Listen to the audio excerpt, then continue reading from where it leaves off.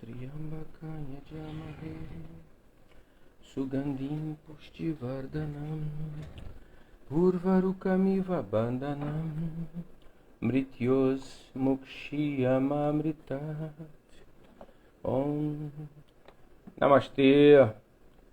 Boa noite, Roberta. Roberta, como é que tá o som? O som tá legal, Roberta? Tá dando para me ouvir legal? Boa noite.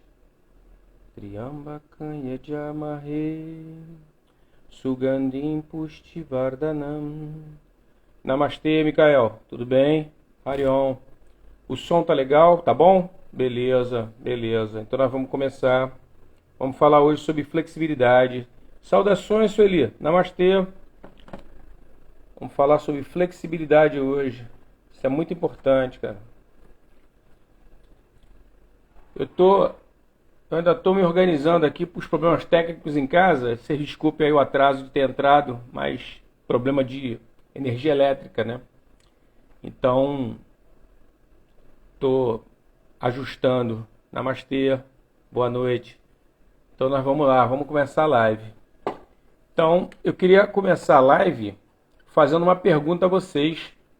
Qual é a diferença que é mais notável entre um bebê e o avô desse bebê?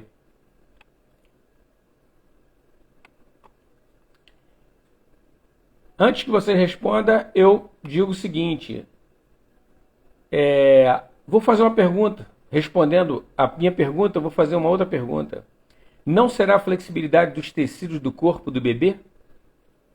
A rigidez das articulações, a pele e do avô?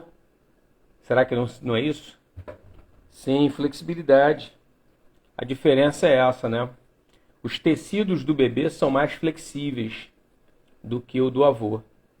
E tem vários fatores aí, né? No primeiro momento, a gente pode até pensar em alimentação, né? Uma série de coisas, mas não é só isso. Também tem impactos emocionais, né? Então, o bebê acabou de chegar, então ele está meio que zerado em relação ao mundo, né? E aí isso muda tudo, né? Agora, pode-se dizer que flexibilidade equivale à juventude, né?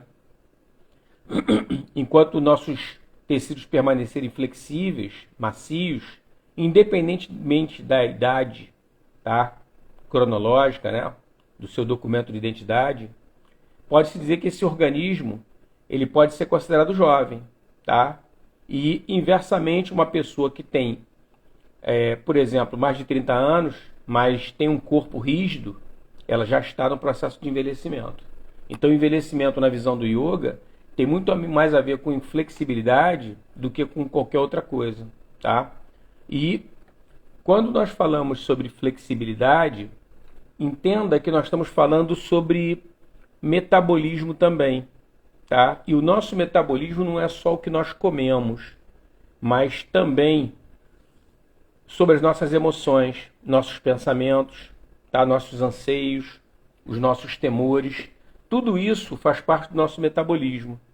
Então, essa flexibilidade, ela vai estar relacionada a isso, tá? À medida que eu consigo lidar bem com essas situações, há uma tendência minha a me manter flexível, tá? Por exemplo, tem pessoas que são, a gente fala até, né, corriqueiramente, fulana é uma pessoa difícil de se lidar. Geralmente esse tipo de expressão se reporta a uma pessoa rígida, uma pessoa que ela não tem flexibilidade, ela não tem jogo de cintura, ela não é uma pessoa muito politizada, vamos chamar assim. Tá? Não é politizada no sentido partidário ou da política do país, mas ela tem dificuldade de fazer esse movimento político do dia a dia da nossa sociedade, né? De ouvir, falar, pensar no assunto, voltar a discutir, voltar a debater, escutar sugestões, dar sugestões. Essa flexibilidade é que é a política, né? A política é isso. Então, uma pessoa politizada é uma pessoa que tem esse tipo de percepção, que isso é necessário. Namastê. Entendeu? Então, é muito importante manter não só o corpo, como eu falei, mas também as emoções flexíveis, a mente flexível. É muito importante isso. Nós já temos aí um ganho nessa situação, que a nossa mente ela tem uma tendência a uma certa plasticidade, ela se amolda a situações, tá?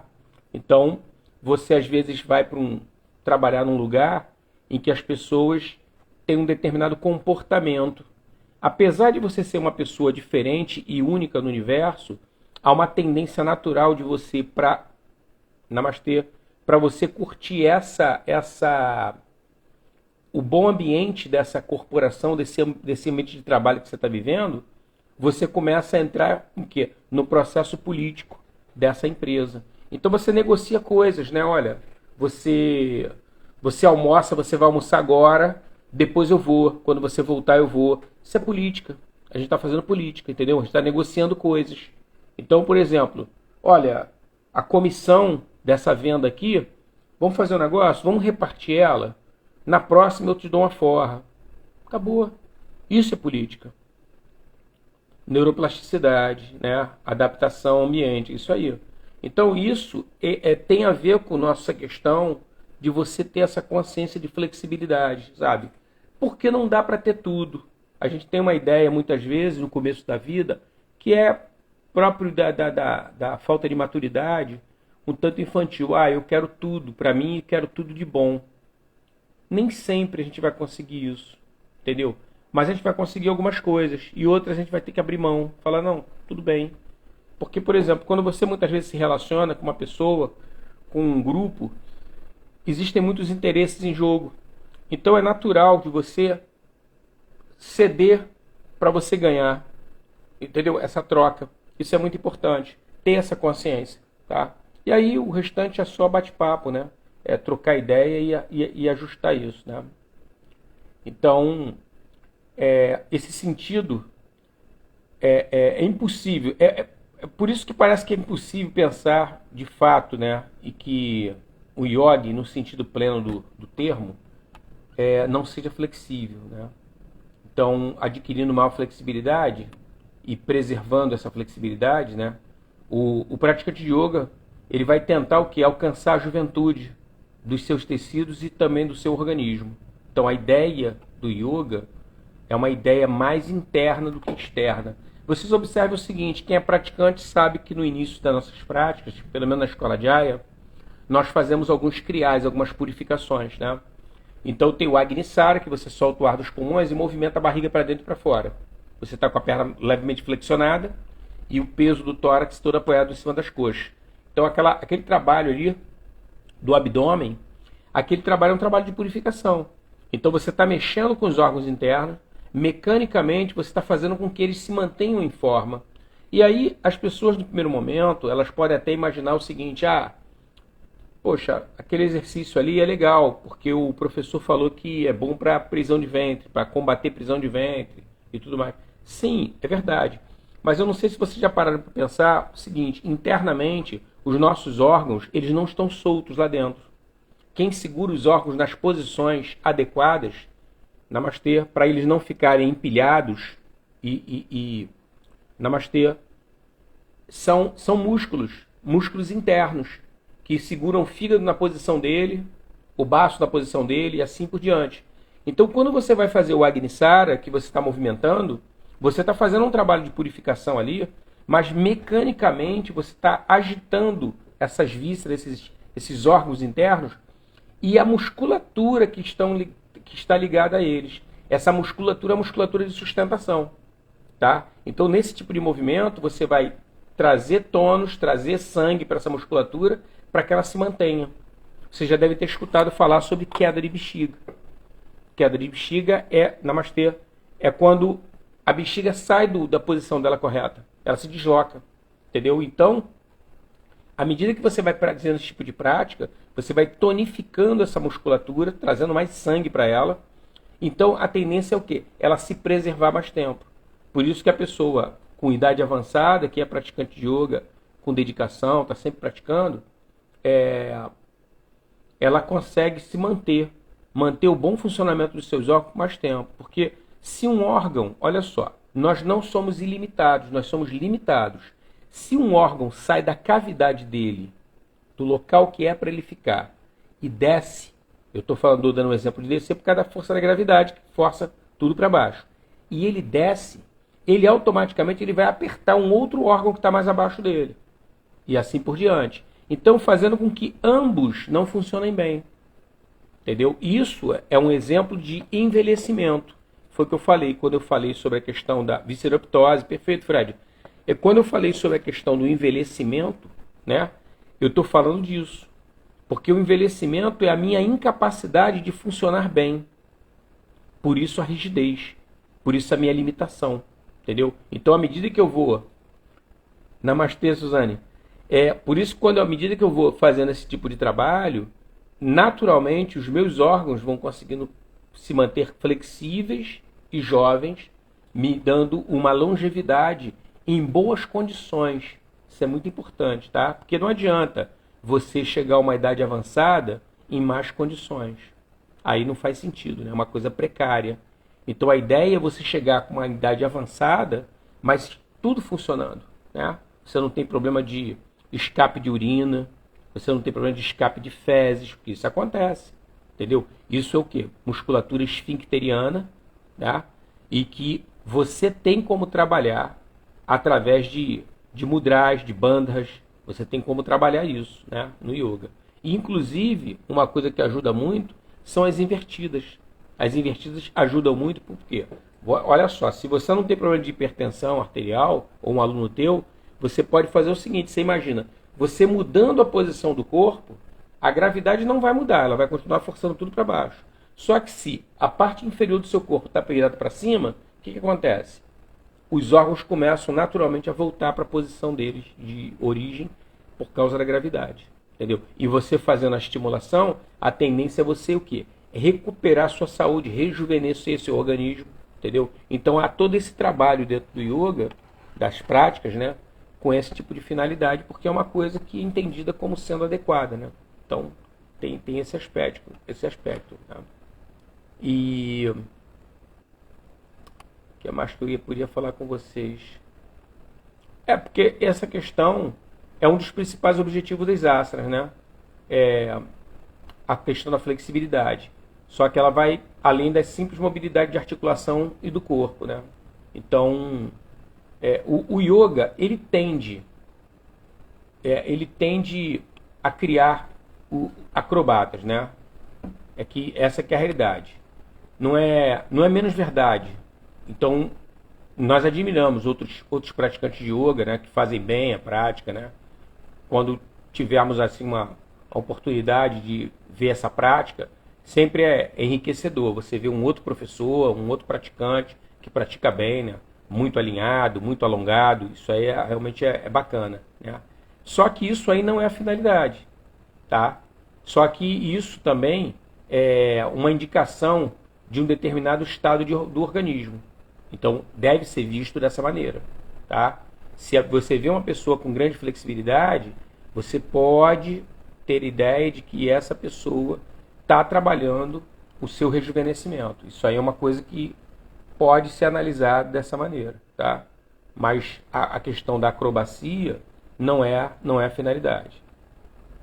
Exatamente. Fortalecimento de assoalho pélvico. Isso aí é importante. Não só na mulher, né? É muito falado na mulher, até porque as mulheres, elas são maioria dentro do mundo do yoga, né? Elas são muito mais numerosas, né? As praticantes de yoga do que os homens. Mas os homens também tem essa questão do assoalho pélvico também, né? O sedentarismo é um grande adversário disso, né? Ele cria muito transtorno para a gente, né? O sedentarismo. Uma outra coisa também que dentro desse contexto de flexibilidade e de rejuvenescimento também, que é importante até destacar, é o excesso de exercício. Olha só, que coisa interessante. O excesso de exercício, ele promove um envelhecimento, ele promove um ressecamento dos tecidos, entendeu? É como se você gastasse a energia que você tem para uma vida, você gastasse ela nos primeiros 40 anos. Só que a previsão era para 100. Então você está queimando,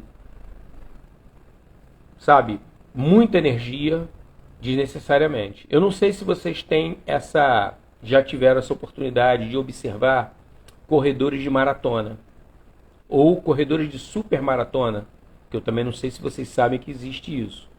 As supermaratonas são maratonas de 80, de 120 quilômetros, de 350 quilômetros, 250 quilômetros.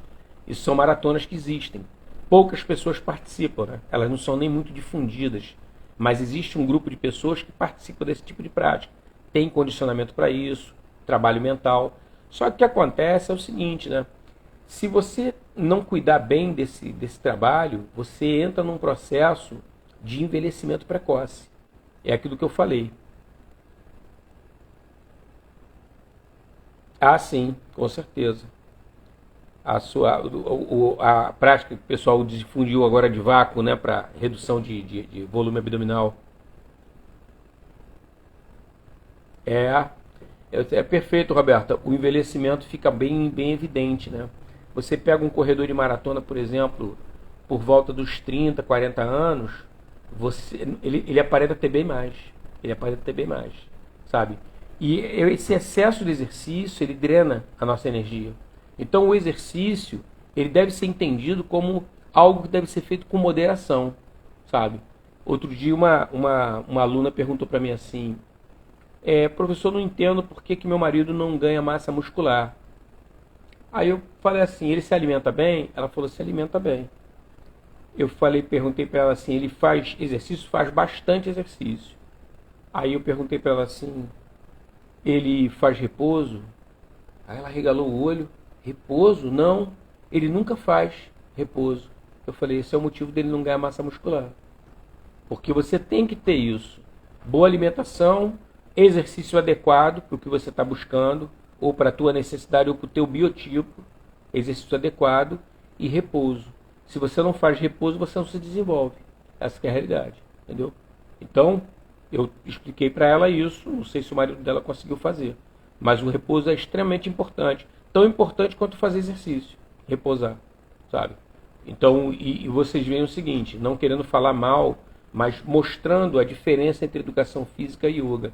De um modo geral, as pessoas não são orientadas para fazerem educação física todos os dias, mas dia sim, dia não, dia sim, dia não, dia sim, dia não. Por que isso? Exatamente pela questão do repouso. A prática é feita de uma forma tão forte, tão intensa, que o organismo precisa de um tempo para poder se recuperar. Entendeu? E sob pena de você continuar num ritmo muito forte e deteriorar seu organismo precocemente. Então a questão do repouso é importante. Por isso que a prática do yoga permite você fazer prática de yoga todos os dias. Porque você trabalha dentro do teu conforto, do teu limite. Você trabalha dessa maneira. É uma prática consciente. Você está ali fazendo, mas você está percebendo. Olha, hoje é quarta-feira, eu estou um pouco mais cansado, então não vou fazer a prática toda, eu vou fazer um pouco menos. E está tudo bem. Como eu não estou competindo nem comigo mesmo, eu estou tranquilo. Eu não vou ficar chateado, não vou me sentir um mau praticante, por isso eu estou me respeitando. Só. Amanhã é quinta-feira, estou bem disposto, volto à minha prática habitual. Simples assim, entendeu? Então, é uma outra visão, né? Uma outra maneira de você poder estar enxergando essa questão da atividade, né? Então, essa questão que eu estou falando para vocês é muito importante, né? Que você se observe para que você possa definir qual é a flexibilidade máxima do seu corpo. Tá? Isso é muito importante. E tem um aspecto aí mental, né? E nessa questão da flexibilidade, da própria consciência, de você não tentar ultrapassar o teu limite, né? Não tentar. O repouso permite que a musculatura se recomponha. Exatamente. Entendeu?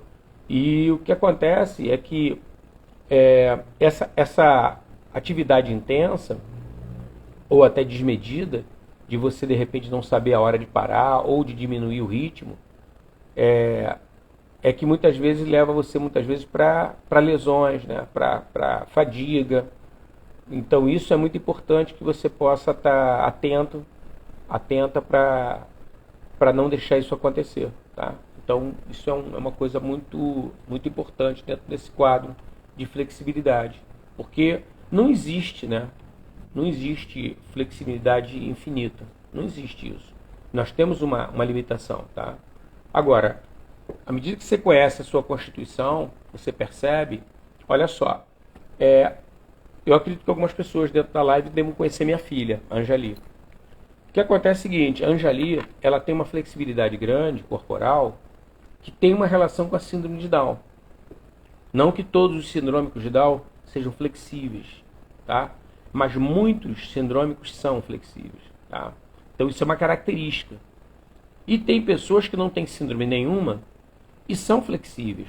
Agora, eu tive um aluno, inclusive, que ele é um cara assim, tinha esse perfil de extrema flexibilidade, tá? E o que ocorre é que, olha só, tanto mais quanto menos, você pode estar se machucando. Por exemplo, vocês devem saber o que é hiperextensão, né? É quando você estende além do ponto adequado para você. Isso é hiperextensão. Acontece muito em joelho e em cotovelo. Eu não sei se vocês já viram pessoas de pé, em que ela está de pé e o joelho é projetado para trás. O balé também é muito agressivo. Eu lembro que fiquei anos sentindo dores terríveis nas pernas devido a tanto esforço. Só melhorei com yoga. Cara, o trabalho é bem severo, cara, do balé, né? E o número de repetições, né? Porque faz o trabalho não visando você ter saúde, mas você se apresentar num dado momento, né? E se apresentar muito bem. Então é uma outra questão, né? Um pouco diferente do yoga. Mas eu acho bacana, por exemplo, pessoas que têm... Hoje existe um movimento nesse sentido, de pessoas que vão dançar balé pelo prazer do balé, não porque vão se apresentar. É interessante, é uma outra forma de você estar se relacionando você com você e a dança. Entendeu? É interessante isso. Porque, por exemplo, tem gente que curte balé, namastê, mas também tem gente que curte jazz, entendeu? Curte outras danças, né? E aí é legal, porque você vai fazer a dança e você às vezes não está afim de se apresentar. Ou, se você está afim de se apresentar, você não está querendo fazer o máximo, né? O impossível. Simplesmente você está querendo ter prazer. É uma coisa prazerosa e quando você fala em termos de prazer, pelo menos na visão do yoga, envolve bem-estar. Envolve bem-estar. Se não houver bem-estar, o prazer se perdeu, né? Namastê. Entendeu? Então, essa questão do trato com a flexibilidade, né? E você respeitar a sua Constituição é uma coisa extremamente importante. Isso é uma coisa que... Boa noite, namastê. É uma coisa que a autoobservação já vai te dar um norte muito grande do que você pode fazer, né? Porque, por exemplo, tem pessoas, na visão agora do Ayurveda, né? Que eu não sei se vocês sabem, que o yoga está inserido dentro do Ayurveda. Então, por isso que muitas vezes um médico do Ayurveda, ele orienta que você faça determinadas práticas de yoga. E aí ele pede como se fosse uma receita, ele faz uma prescrição e pede que você leve até um médico, até um professor de yoga, para mostrar a ele qual é o tipo de problema que você tem, para que ele possa selecionar uns exercícios para poder equilibrar você. Isso é muito comum na Índia, acontecer esse tipo de coisa, entendeu? Então, a tua Constituição vai falar muito sobre isso. Porque, por exemplo, tem pessoas que elas não podem fazer determinadas práticas que são extenuantes. A pessoa fica muito mal. E tem pessoas de outro tipo de Constituição que a prática extenuante é boa para ela se sente bem, entendeu? Então vocês já devem ter visto até pessoas assim, que fazem uma prática, correm, transpiram muito, e você depois pergunta, e aí, como é que você tá? Porra, tô maravilhoso, tô ótimo, cara. Porra, nunca me senti melhor. E outra pessoa faz a mesma coisa, você pergunta, e aí, como é que você tá? Porra, cara, olha, eu vou falar contigo amanhã, porque hoje eu tô sem condições, cara. Eu tô aqui destruído. Entendeu? O mesmo exercício afeta pessoas de forma diferente, porque as pessoas são diferentes. Por isso que é muito importante que nós observemos como é que funciona o nosso organismo, para que nós possamos trazer sempre o melhor resultado, né? Fruto dessa autoobservação. Então, por exemplo, tem pessoas que comem quando vão fazer prática, né? Eu particularmente, eu não como nada. Nada. Nem água eu faço ingesta antes de fazer prática de asana ou de pranayama. Mas eu me sinto bem assim. Eu entendo que tem pessoas que, por exemplo, uma xícara de chá cai bem, um café se sentem bem, querem tomar um pouco de água. Normal. Cada caso é um caso, cada pessoa é uma pessoa. E é muito importante, né, que nós nos respeitemos e respeitemos os outros também. Né? Porque muitas vezes nós fazemos críticas, né? É uma crítica, às vezes, sem propósito, mas fazemos crítica, pô, vai comer, cara? Cara, a pessoa sente necessidade. Entendeu? É adequado que ela tenha consciência de comer pouco. Porque se ela vai fazer todo um trabalho orgânico de fazer limpeza e ela está botando alimento para dentro, fica inadequado, né? Pode ser até que ela tenha uma indisposição na prática. Eu já tive alunos, não chegaram a vomitar na aula, mas ficaram muito indispostos. Por quê? Eu comi um sanduíche. Sanduíche? Que tamanho foi o sanduíche? Era um canapé? Não era um canapé. Era um sanduíche de 2 andares. Aí, cara, o sanduíche, na realidade, se você talvez tivesse almoçado, talvez tivesse comido menos. Entendeu? Então, por isso que essa consciência, né, de comer um pedacinho de fruta, tomar um pouquinho de suco, é válido. É válido.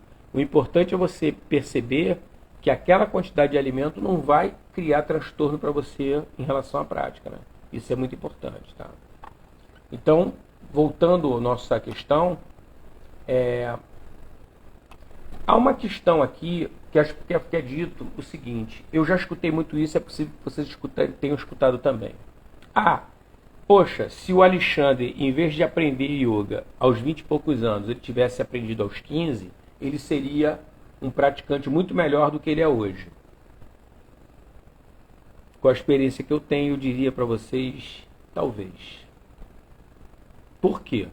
Porque tem um aspecto aqui que a gente tem que levar em consideração, que é o aspecto kármico. Tá? E quando você fala sobre o aspecto kármico, você está falando também sobre maturidade. Então, a maturidade faz com que eu mantenha a minha prática. A maturidade faz com que eu me respeite. Eu estava até falando isso ainda há pouco. Respeito meus limites, até na questão do próprio alongamento. Então, se eu não tenho essa maturidade, o meu desenvolvimento já começa a ficar prejudicado. Entendeu? E eu falo isso até com uma certa tranquilidade, porque eu vim de uma outra área. Eu sou formado em Química. E o que eu vejo é isso, é que na Química não é diferente do Yoga. Na Química, para você ser um bom químico, você tem que ter uma certa maturidade. Se você não tiver, muitas bobagens você vai fazer. Sabe? Muitos erros vão ser cometidos pela falta da maturidade. Então, dizer que você começou bem jovem e você vai ser um excelente praticante de yoga porque começou jovem, não tem nada que possa respaldar isso não. Entendeu? A gente pode ter até uma percepção inicial devido a quê? Devido à flexibilidade. Porque você, é jovem. Eu, inclusive, tive um aluno de 8 anos de idade, na época, quando eu comecei mesmo. Eu devia ter 2 anos ensinando yoga. E eu tinha um aluno que ele tinha uma dificuldade tremenda para esticar as pernas. É um garoto, cara, 8 anos. E ele falava, tio, não dá. Me chamava de tio. Tio, não dá. Não dá, eu não consigo esticar mais. Agora, qual é o fator desse garoto? Esse garoto era um grande comedor de carne. E na casa dele, infelizmente, quem estabelecia a dieta era ele. Entendeu? A mãe, o pai não chegava para ele e falava, olha, o que tem para comer é isso. Não. O que você quer comer? Aí ele falava, quero hambúrguer, quero isso, quero aquilo outro. Sempre o prato dele tinha alguma coisa de carne. Entendeu? Então, ele tinha uma limitação e deve ter desenvolvido até, espero que não, mas tudo indica que sim, espero que ele deve ter desenvolvido uma série de problemas outros, decorrente de um excesso de proteína, né? Porque a própria palavra excesso já mostra que houve um desequilíbrio. O excesso é um desequilíbrio. Né? Então, o excesso de proteína, o excesso de exercício, o excesso de esforço, o excesso é um desequilíbrio. Né? Então, uma coisa é você consumir proteína numa forma adequada, numa quantidade adequada. Outra coisa é o excesso. Né? Então, a gente tem que estar muito atento a esse tipo de situação. Agora, de qualquer forma, né, a ideia aqui, mais do que você começar cedo a praticar yoga, é você manter a flexibilidade alcançada. Ou seja, daqui para trás eu não vou mais, só para frente. Deu para entender essa ideia?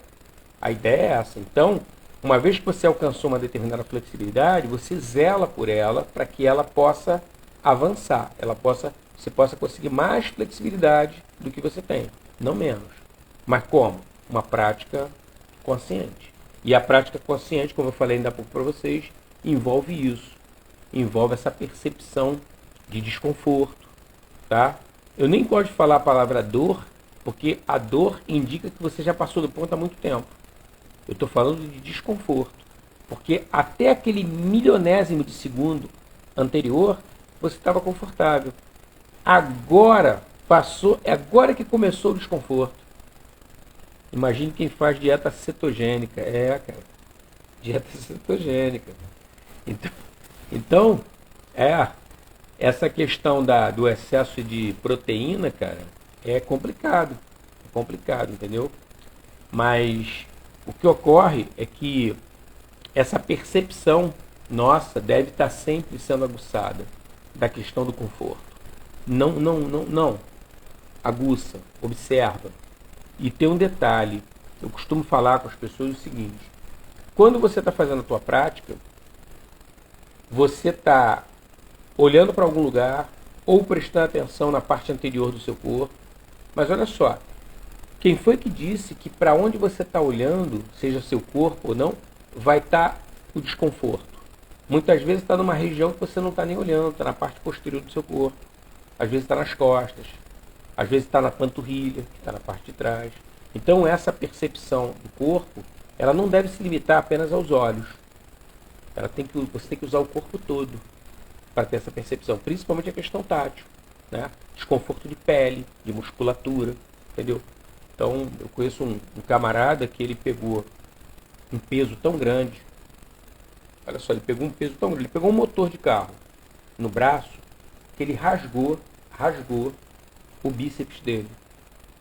Aí o médico falou para ele, cara, ele ficou com um calombo, um buraco assim, no meio do bíceps, esse músculo aqui do braço, tá? Esse aqui que é o bíceps. Então ele ficou com uma depressão enorme assim no braço. Aquilo ali foi ruptura de fibra muscular. E aí ele perguntou ao médico, como é que ele podia resolver o problema. Por quê? Porque ele perdeu a força. A força de alavanca, de segurar, de levantar, perdeu. Aí o médico falou, não, cara, fica com relação a isso, tu fica tranquilo. No aspecto estético, namastê. No aspecto estético, você precisaria de uma cirurgia. Abrir teu braço, pegar a fibra muscular que foi rompida, juntar e costurar. E fechar teu braço. Beleza. Então, esteticamente, você ficaria com uma pequena cicatriz dessa cirurgia.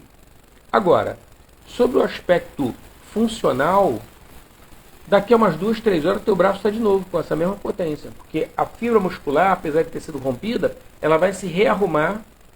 As que sobraram vai se rearrumar. E elas vão conseguir fazer o esforço que você geralmente faz. É só você ir com cuidado, tudo, com calma. Mas você recupera a força do braço. E realmente ele recuperou. Ele continuou com a depressão, não sumiu isso.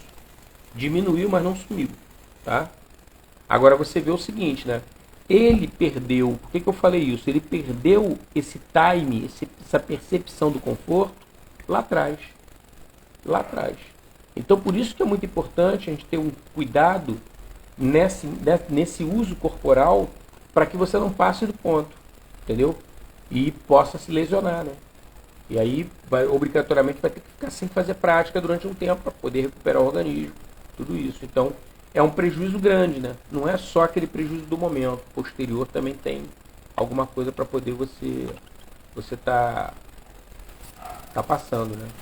Então, é importante a gente ter atenção em relação a isso. Então, essa ideia de que você não pode almejar certos resultados porque você começou a tua prática tardia, né? A partir dos 20 anos e tudo. Isso também é uma outra coisa relativa, né? Porque tem muito a ver também com o estilo de vida que você tem. Por exemplo, quando eu comecei a praticar yoga, eu não tinha filho, não era casado, não tinha compromisso praticamente nenhum. Então, a minha prática era uma prática totalmente descompromissada. Depois eu comecei a dar aula de yoga. Continuei também, fazia a minha prática, tudo eu não me preocupava, não tinha compromissos grandes. À medida que foi chegando outros compromissos, a minha prática naturalmente tem que ser mudada. Entendeu? Porque eu já não tinha tanto tempo como eu gostaria para poder fazer a prática. Eu sofri alguns acidentes de moto. Namastê. Eu sofri alguns acidentes de moto que também me dificultaram na questão de seguir fazendo a prática como eu gostava de fazer. Então, esses reveses da vida botam por terra essa história de que o cara começou cedo, ele vai muito longe. Não é bem assim. Porque você, além do yoga, você faz outras escolhas. Como é o meu caso, por exemplo, com moto. Eu gosto de andar de moto, né? Não é uma coisa que me desagrade. Inclusive, entre meio de transporte de carro e moto, eu prefiro moto como meio de transporte, né? Então, eu tenho um risco muito maior de lesão, de acidente, do que andando de carro. Eu tenho consciência disso, né? E eu tomo muito cuidado apenas e continuo andando, sabe? Mas são escolhas, né? Eu machuquei no ano de 2000 os dois cotovelos dos joelhos, fiquei com a face lata da coxa.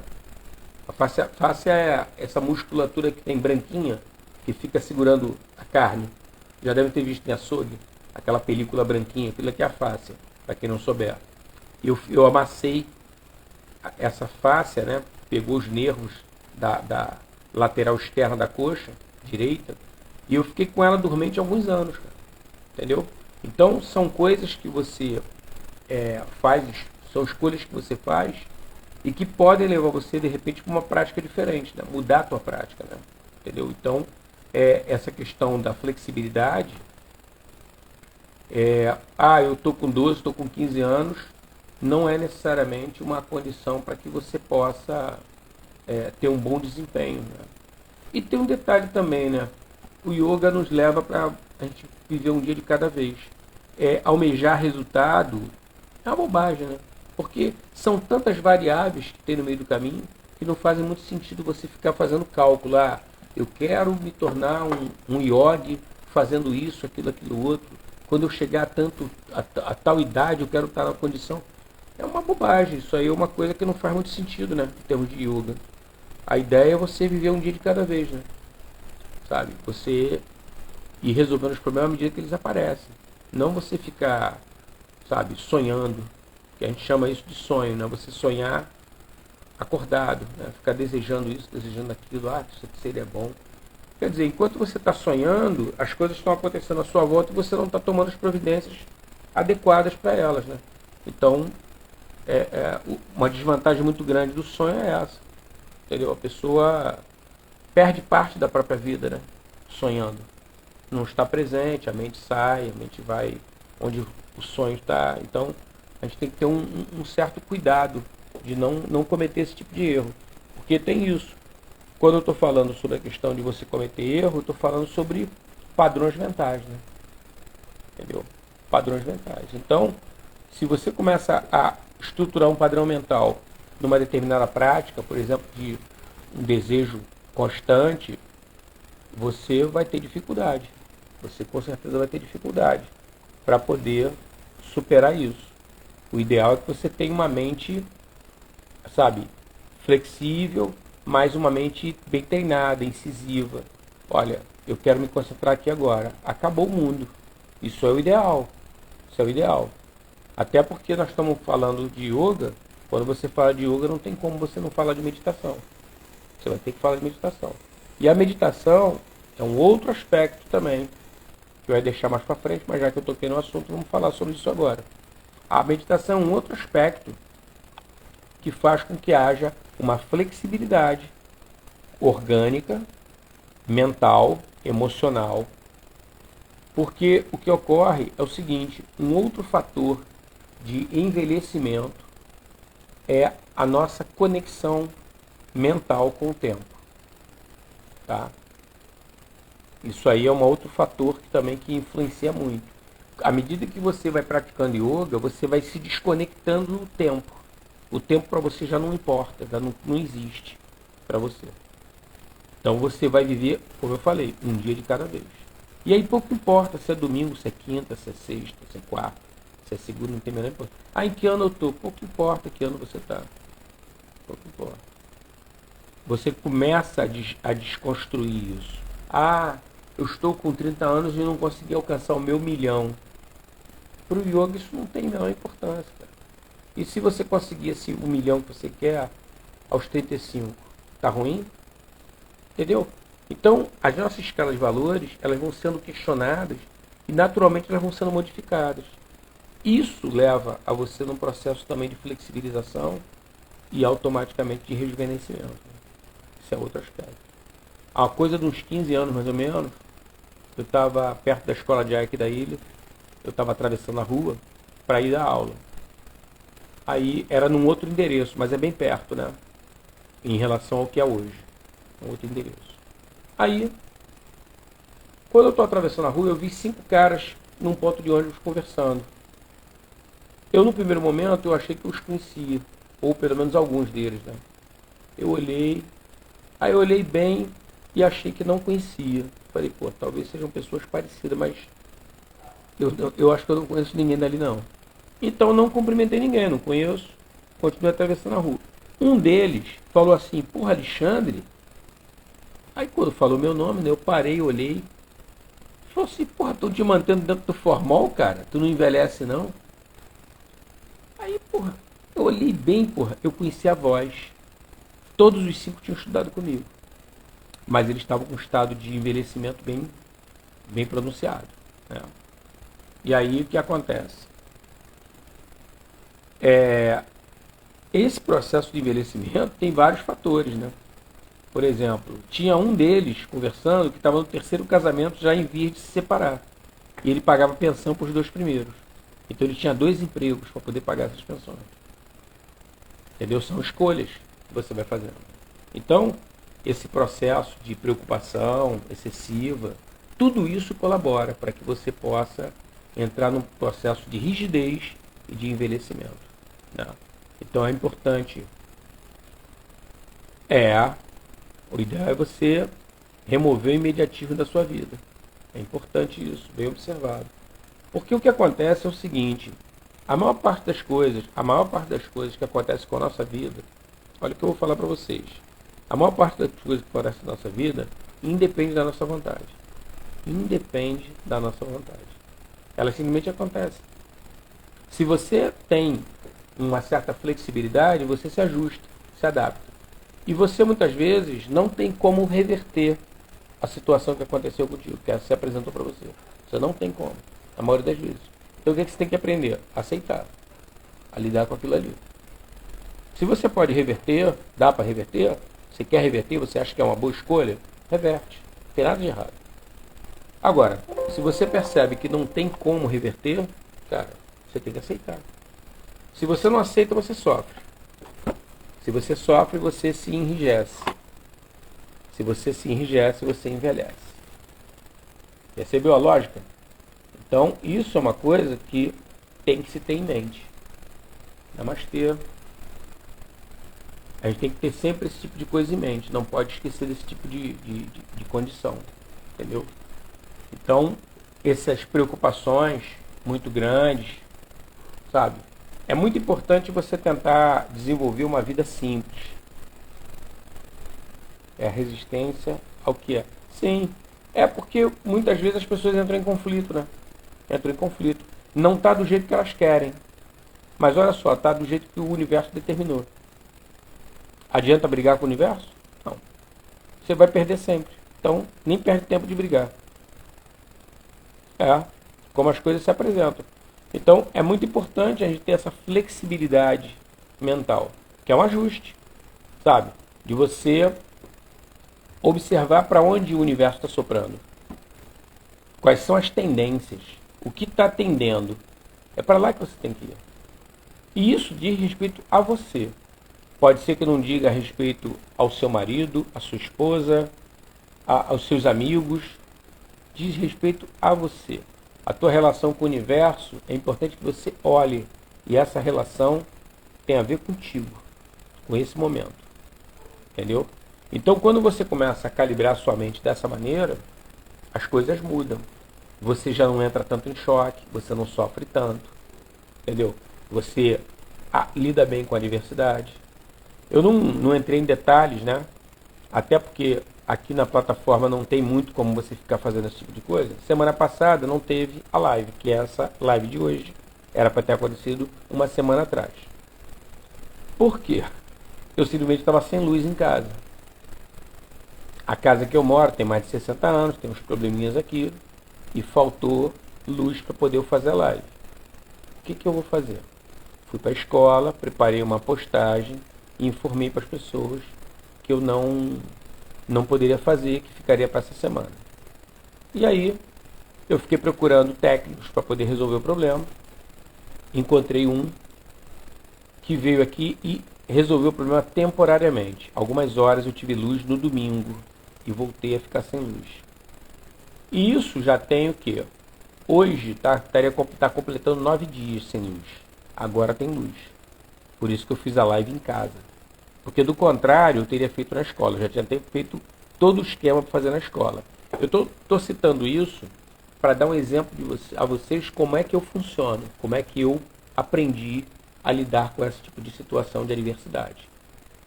Na semana passada, o troço me pegou de surpresa, então por isso eu não tive como fazer a live. Eu falei, não, essa semana não vai acontecer isso. Então o que eu fiz? Eu me organizei todo para fazer a live na escola. Porque eu não tinha ideia, não tinha nenhum tipo de indício de elemento de que eu fosse ter luz hoje em casa. Então o que eu fiz? Me organizei todo para fazer a live na escola. Como à tarde, do nada, namastê, saudações, Alder, tudo bem? Quando surgiu a possibilidade da luz chegar aqui, e chegou a luz, eu confirmei que tá com luz na casa, aí eu mudei de plano, de novo a flexibilidade. O que eu estava pensando em fazer na escola, sem problema nenhum. Desmontei a estrutura lá, trouxe para casa, fazendo a live em casa. Entendeu? Então, tem essas questões. Mas, porra, aí vocês podem falar assim, caraca, Alexandre, como é que você ficou 9 dias sem luz? Cara, fiquei 9 dias sem luz, como pessoas ficam, por exemplo, no interior do Brasil, onde não tem luz elétrica, que usam lampião, usam vela.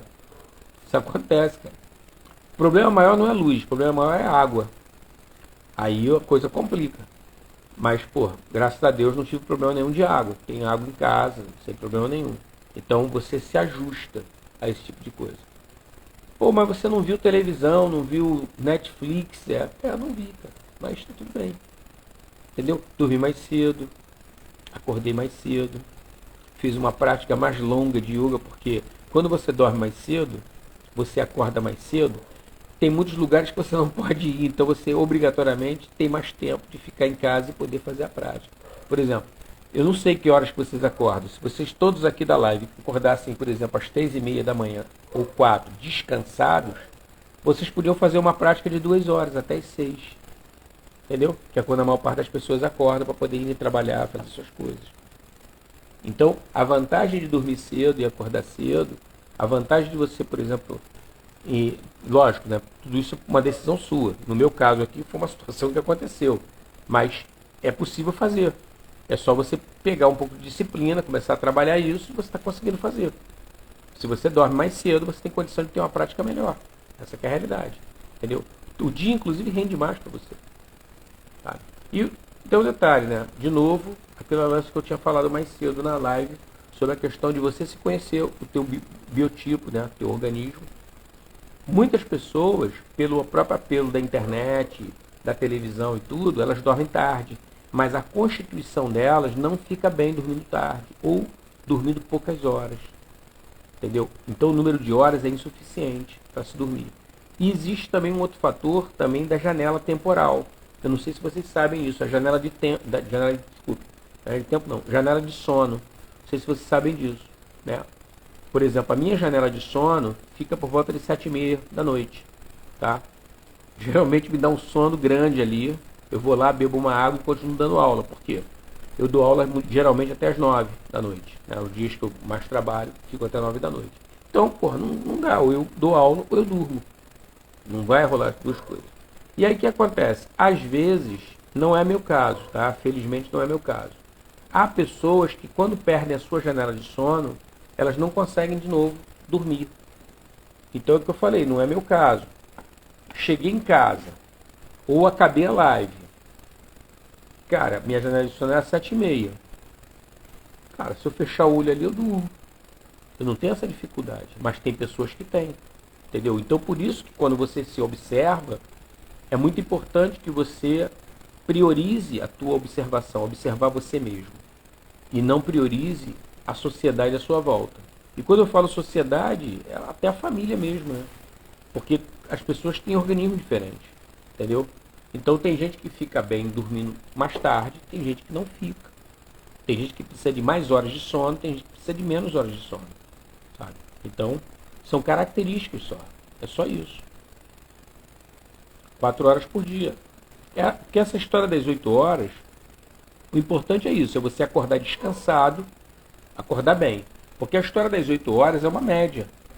Tem pessoas que só ficam bem se dormirem 10 horas por dia. É o organismo delas. Entendeu? E é adequado respeitar. Sabe? É errado.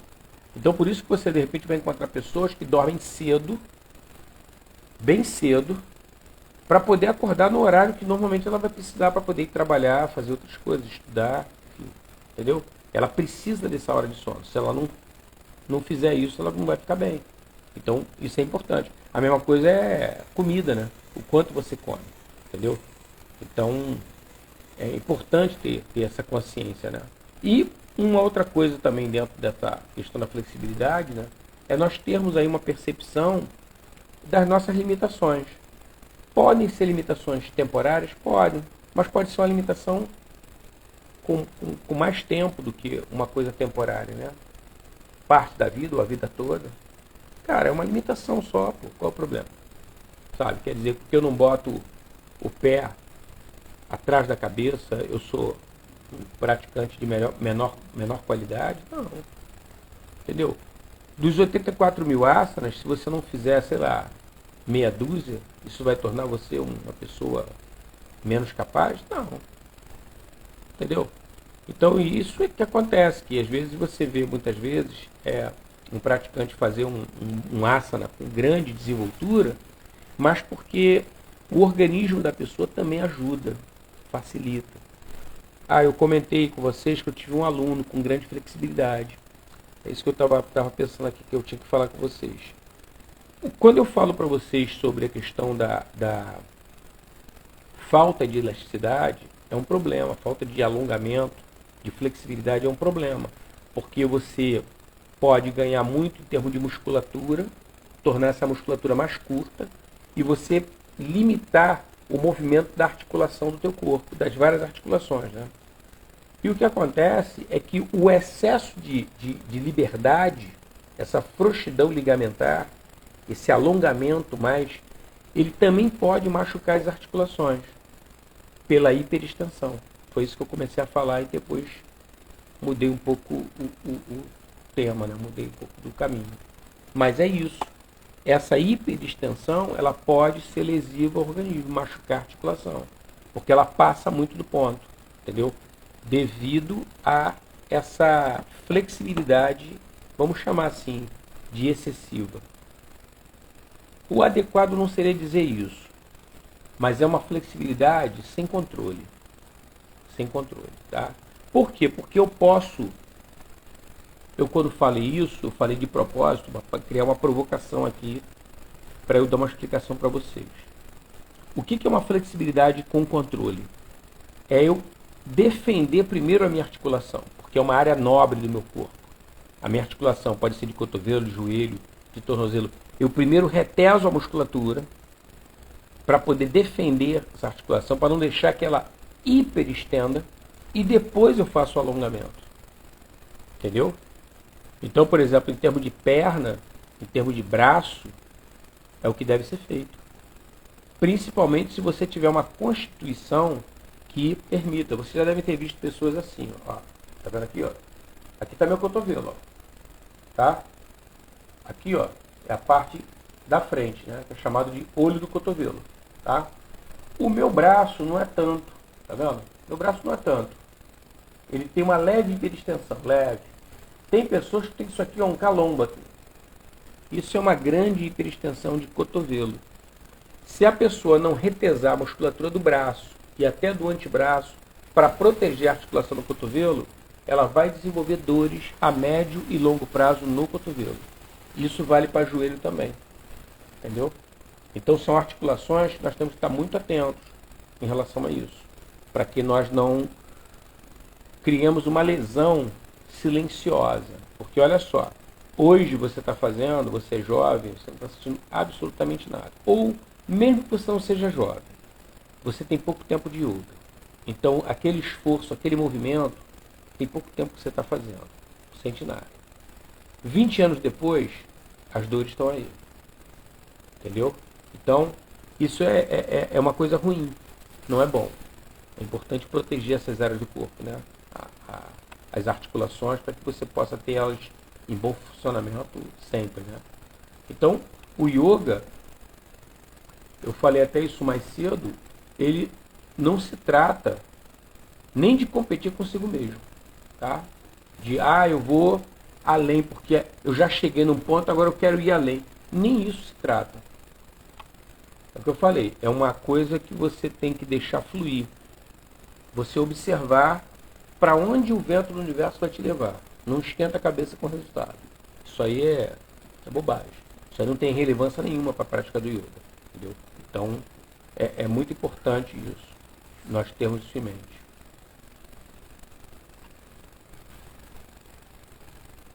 Vocês querem perguntar alguma coisa? Não?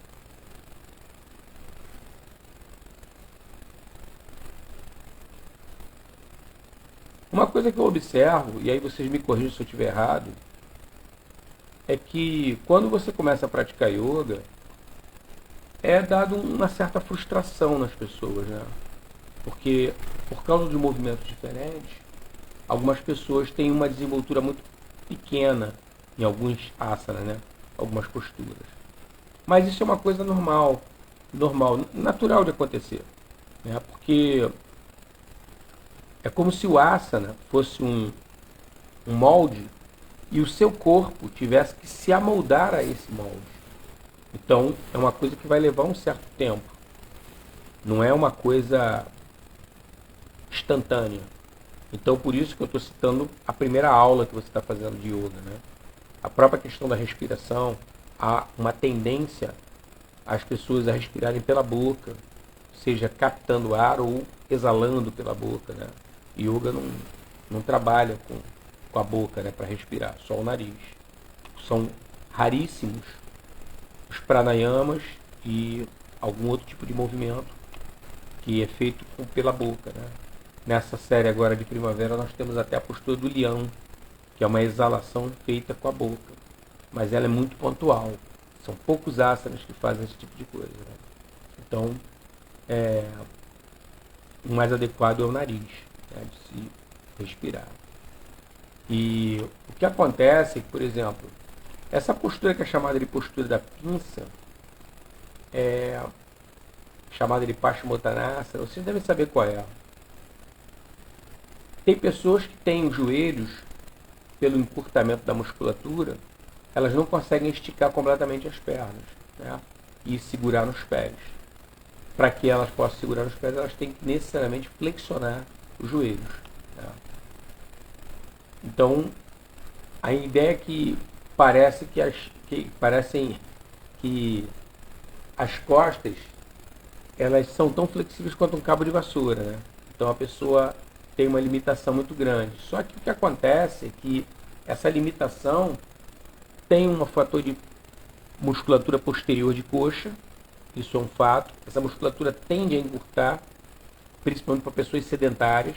Não é nosso caso, mas isso fica bem evidente.